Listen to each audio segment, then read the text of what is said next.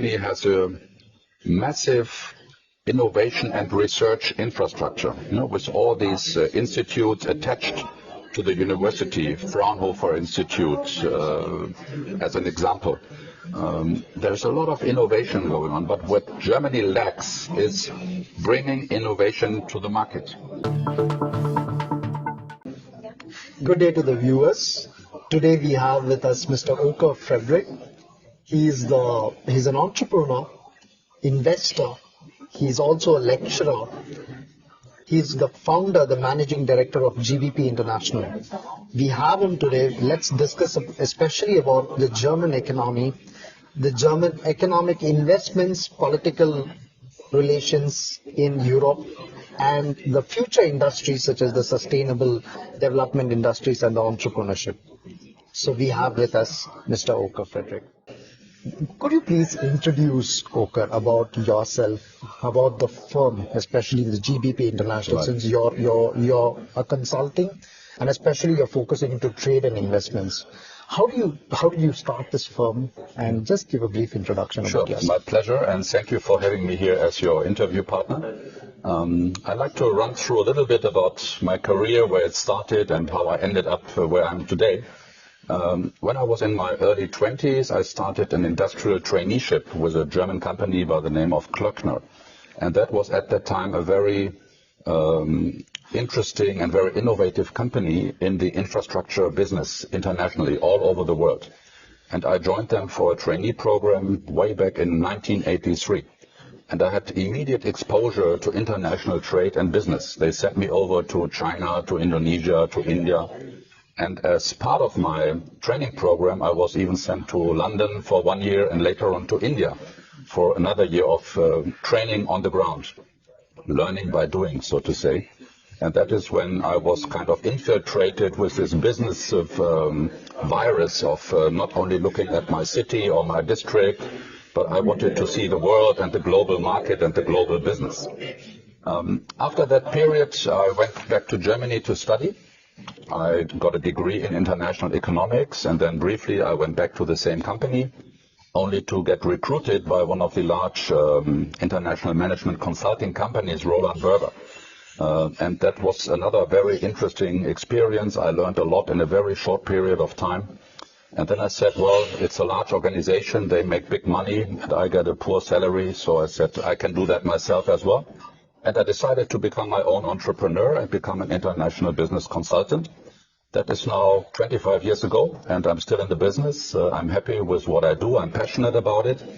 All the international cross-country projects we have with German clients, Asian clients, sometimes the States, sometimes Middle East. It's a really a little mirror of the global economy, which I have in my small customer portfolio.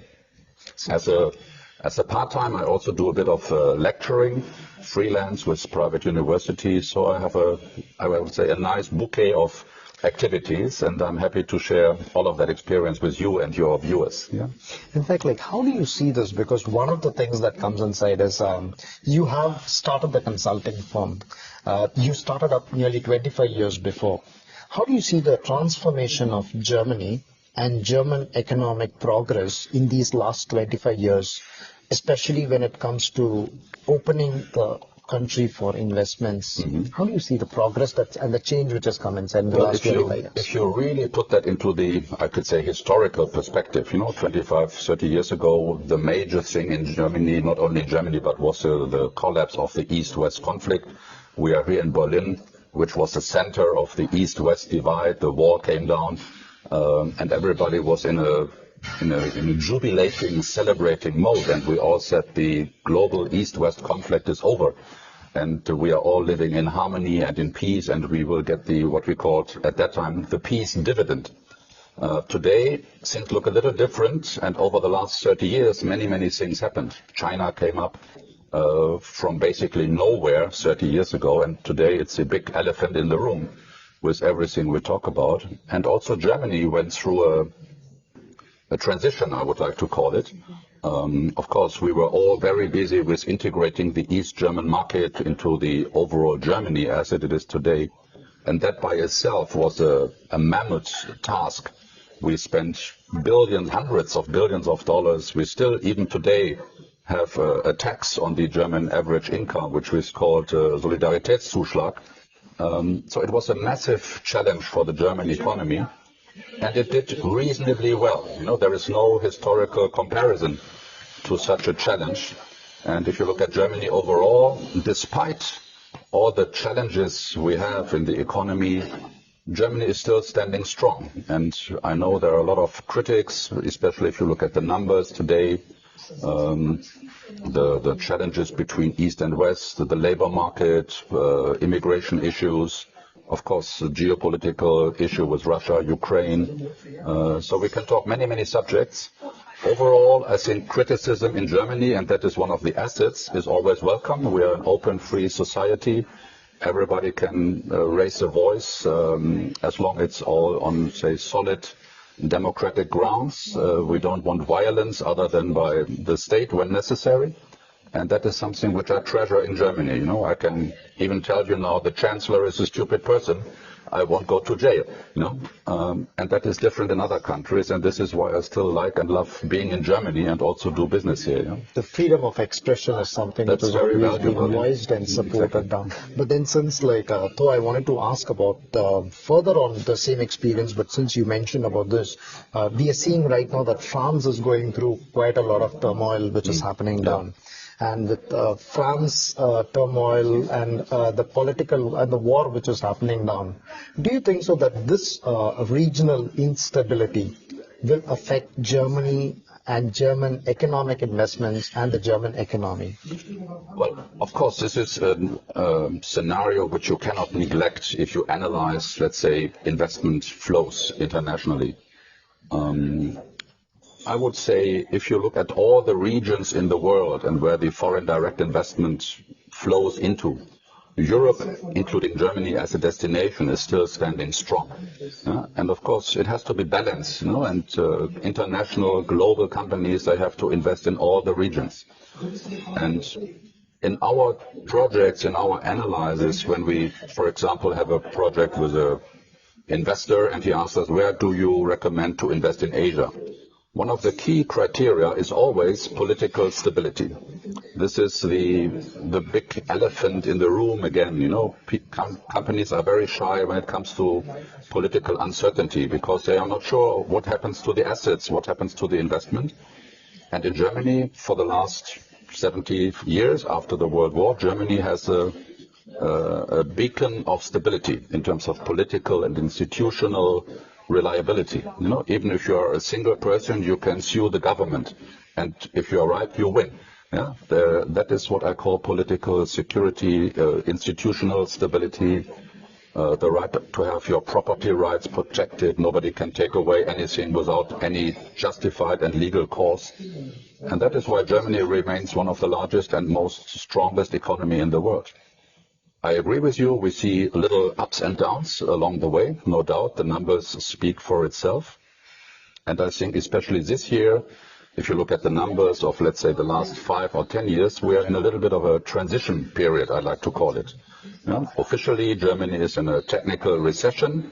If you look at the numbers, the growth rates are around about 0, plus minus a few percentage decimal points. But next year, the projection is upwards. And so I think, generally speaking, we are still on track. Many, many challenges, no doubt about it.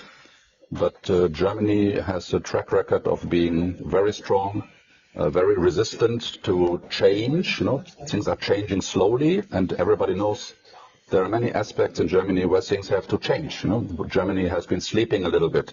You know, if you look at digitalization, the state of the infrastructure, service mentality, shortage of qualified labor. So there are hundreds, if not thousands, of challenges, and that cannot be changed overnight. That is a permanent opportunity, I like to call it, to improve and to compete with other destinations for international investments. Now, since you mentioned across, I think that was 2 things you mentioned which were really interesting, Dan. One was with the digitization, which is there. Largely, Germany is seen as a country which has been the topmost of the world when it comes into the auto sector. Now, there's a huge transition even within the auto sector, which again, if you notice, the German auto industries are now struggling for this change from Skoda to VW to the BMWs. Now they realize that the electric vehicles are coming inside. The same way, if you notice, the country has also realized that the digitization and the change has to come inside. And to put this ahead, the government is now rushing up the investments at the fastest pace in the digitization era. How do you see this transformation of Germany from not just the auto sector to the digitization era? Well, I think you have to differentiate a little bit. Of course, the German car manufacturers are, let's say, the lighthouse of Germany. You know, everybody knows Mercedes, Volkswagen, Porsche, BMW. These are brand names of the German industry. And of course, they play a very large role in the overall economy. But if you look into detail, you see that the small, medium-sized enterprises, these are the backbones of the German economy, the suppliers and sub-suppliers to Volkswagen or to Mercedes. And if you go into these companies, they are super strong. There are many companies which are like diamonds, they are treasured. Every car manufacturer wants to have them as their supplier because they are innovative, they have new technologies, new solutions. Sometimes they are pushing the first-tier manufacturers to change course. They are also competing by supplying their products to, let's say, the Chinese competitors. And I think we have to look at these small, medium-sized companies to really understand and analyze the German economy. And in my view, they are super strong. Of course, they also have challenges, day-to-day operation, shortage of labor, bureaucracy here and there. But all our customers, for example, they are coming from that sector. And they tell me, basically, we have no shortage of money. We have enough money in the bank. We have super products. We actually have to stop receiving orders because we can't fulfill them. Because our factory is fully booked. Because I cannot hire another 100 or 200 people from the street to execute the orders. The customers are running after me, and I have to organize my production, and I have to automate my production because I have not enough labor available. And that is the challenge of today. I agree with you. If you look at the recent report from the automotive fairs in China, everybody says, oh, the Chinese e-mobility makers, they are running over Mercedes, Volkswagen, etc. True. And I'm happy about it because these guys, they have to get a run for their money. They need a challenge. For me, it's like an Olympic competition. If you don't have a challenger, you get lazy. You just train casually, you go partying, and you think you always win it, and that is not healthy.